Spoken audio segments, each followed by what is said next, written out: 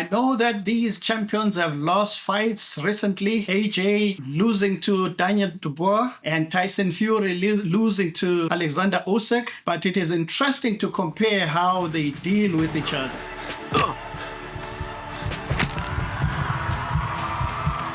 The Knockout Zone. Welcome to the Knockout Zone, the place where boxing is the language that we speak. Before I get to the comparison of the two fighters, first I want to show you how great they are when they are prepared for the fight, and also show you where they made mistakes during the recent fights that they had. Starting with Anthony Joshua, when he fought Francis Ngannou, he was well prepared and well focused in that fight. And he won that fight on a knockout, and he carried his hands high enough to protect himself from attack. And he also had his chin low because normally, boxers sometimes make a mistake of leaving their chin out, and that makes it easy for the opponent to hit them and knock them out. He was so sharp that his timing was perfect, as you can see on this clip. Down from AJ. That was a good jab from AJ there. Could he just take it? Honestly, he really does shape up well as a boxer. Ngannou, well balanced from AJ. He should try and draw out that lead from Ngannou. Just taking that right hand on the left glove. Focus. No! AJ touched him. He went down. One thing that I picked up with him was that he seemed to lack concentration into the fight. And sometimes it happens with Anthony Joshua. You know, whenever he loses fight and you look at him, he looks like his mind is completely out of the arena. And now when he fought Daniel Dubois, one of the mistakes that I noticed was he carried his hands dangerously low, and his chin was always straight up and sometimes just hanging. Yeah, and as you was asking for, Barry's starting to faint a little bit more now, Anthony Joshua. Oh, he went for the haymaker.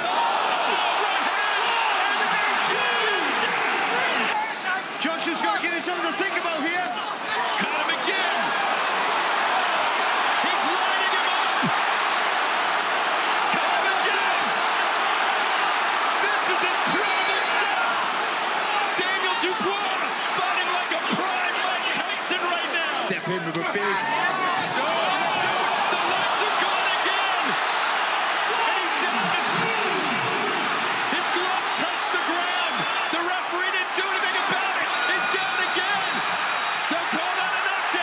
Another thing is he was caught by a big punch. So the first knockdown that he received, I didn't see him recovering from that knockdown. So he went on fighting, just continuing, trying to hit back and not run away. And he kept getting punched and going down. So I don't think he had an excellent plan for that fight, because if he had, he would have performed the same way he did against Francis Ngannou. So in this fight, I would say Anthony Joshua fought a wrong fight. Another thing is he was so flat-footed in that fight. So he made it easy for Daniel Dubois to catch him with those big punches. And again, fighting against someone with such a big punch, you better be mobile in the ring. You better get on your bicycle. So Anthony Joshua didn't do that. Instead, he wanted to hit back. Even though he had received a knockdown, instead of running around and jabbing, he decided to stand toe-to-toe against Daniel Dubois, who kept on catching him with heavy punches until ultimately Anthony Joshua could not get up. Now let us look at Tyson Fury. You know, the Gypsy King is a huge heavyweight, but his mobility in the ring is amazing. And his signature move is moving around while, bobbing his head as well. So when you look at him in his fight against Deontay Wilder, especially the second fight, he was so sharp and he moved around so well and he sustained his attacks and he defended himself so well in that fight. So that is why he was able to win that fight. Fury swarming Wilder. Fury looking for the finish. Fury with a right to the body. Coming upstairs. Wilder languishing on the ropes. Who would have thought it would be the blood from Deontay Wilder's left ear that would be causing issues in this fight? Unbelievable turn of events. Wilder needs to stay away from the ropes. He does not look good. Right hand. It's teed up. The corner's in. And this one is a... But coming to the fight between him and Alexander Usyk, I believe that Tyson Fury fought a wrong fight over there. First of all, he didn't move as much as he was supposed to. You know, he was kind of flat-footed, and I think he had over-concentrated on the fight, that he forgot his style and he fought Alexander Usyk's fight instead of fighting his own fight. So he didn't move around, which makes him untouchable. When he moves around and he bobs his head back and forth, that makes him untouchable. But in this fight, he didn't do it. And Alexander Usyk also, he lured him into a trap. You know, he likes to carry his hands up and challenge you to jab his hands. And Tyson Fury, instead of just jabbing through the hands, he kept jabbing on his hands. And meanwhile, he was jabbing Usyk's hands. Usyk would always come up with the left overarm that would catch Tyson Fury. So I think that is where he lost the fight. And if he had fought his own fight, I do believe that he would have won that fight. I also didn't see him maintain aggression like he normally does in other fights. He was so cautious that he didn't attack as much as he was supposed to. So I believe that those were the mistakes that Tyson Fury committed in this fight. I think that dip to his stance, as we know the big attack's coming.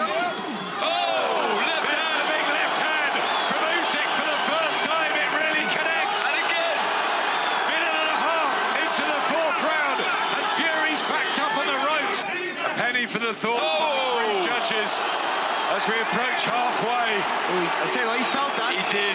Make no mistake about that. Heavy shot, his back Fury up. Oh, and again, lovely left hand.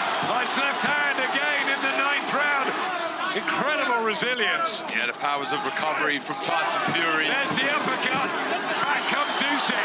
Now, having said all of that, I think now it is interesting to compare the two together. I'm going to start with AJ Anthony Joshua, and I want to focus on his strengths. You know, Anthony Joshua is one fighter that I've realized that he has maintained the basic and fundamental principles of boxing, and he has sharpened them. You know, he has traveled so far in boxing. He has become a world champion. When you get into the ring for the first time, the trainer will tell you, stop doing all kinds of things, you know, that you're coming up with. He will tell you the first thing you need to do is jab, jab, and right. So Anthony Joshua has maintained that, and he has perfected it. That is why his timing is excellent. He knows exactly when to throw the punch, and he has that dangerous straight right, and he throws it at the right moment, and that is how he has always been able to knock out opponents. Yeah, he's fighting off the jab,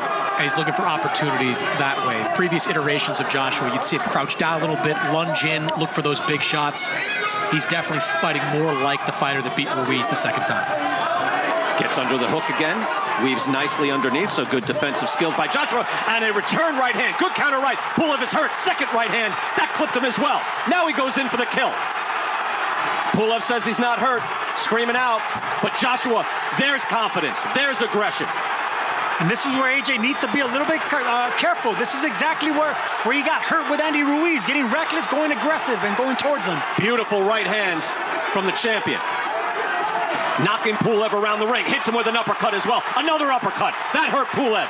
Pulev's on the ropes. He packs a power punch, and he has excellent aggression as well when necessary. His jab is amazing, and he has the ability of leaning back when a fighter throws a punch and firing at the same time. He's a good finisher, and he has staying power too. Another big weapon that he has is the uppercut. He has a dangerous uppercut, and he knows when to throw it, because just like I said, his timing is always excellent, and he sustains aggression too. He's a good finisher. If he catches you with a punch, he knows exactly how to attack you and finish you, because his timing is always excellent. And one other thing I've noticed with AJ is that he is dangerous when it comes to return fights. Uppercut!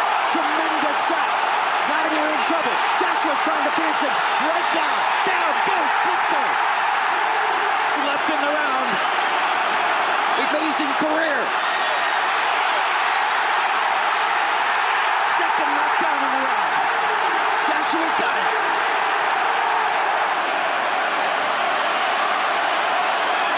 Joshua going for broke.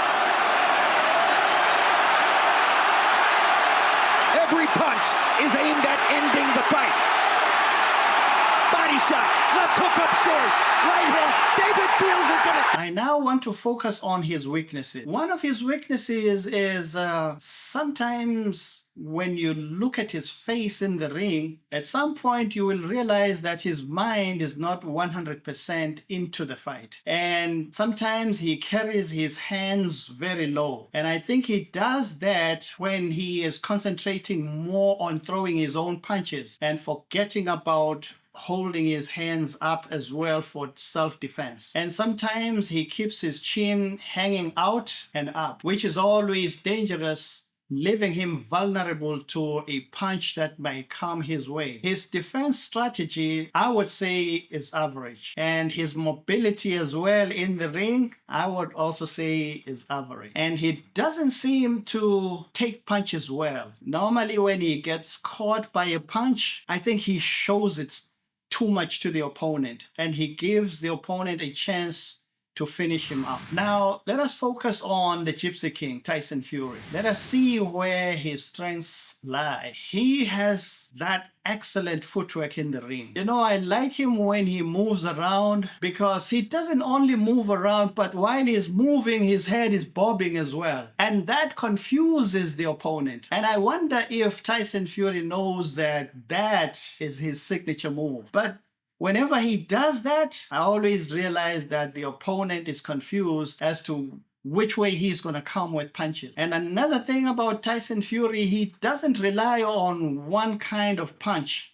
He mixes his punches very well. He has the staying power as well. And I would say he takes a punch very well, because even if you drop him down sometimes, he comes back up, even when you least expect. He has an excellent jab, and he is so flexible in the ring. He is capable of doing all kinds of things in the ring. And sometimes he uses his body as a weapon. I know that is kind of illegal, but it cannot disqualify him. He uses his body to press his opponents. It helps him as well. I know that some people would criticize him for showboating, but I think that is part of his arsenal. You know, whenever he does it in a way that gives him an advantage, because it confuses the opponent at the same time. Meanwhile, it gives him a chance to throw his punches as well. So sometimes showboating can be dangerous to yourself, but to Tyson Fury, I think it is a little bit advantageous, because whenever he does it, I think he comes up top. Psychospielchen, die Inszenierungen kommen zum Ende. Es wird geboxt in Düsseldorf und 1 in seinen 68. Und sehr lassiv dort zu schlagen.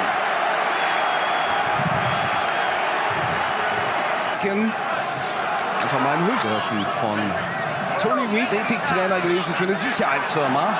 30 Sekunden noch in der ersten Runde. Tyson wollte ausgeglichene Punktrichter spielen. Und er muss schauen, ohne dass ich mir Nachteile. Er ist prinzipiell und die Botschaft von. Und das war zum ersten Mal die.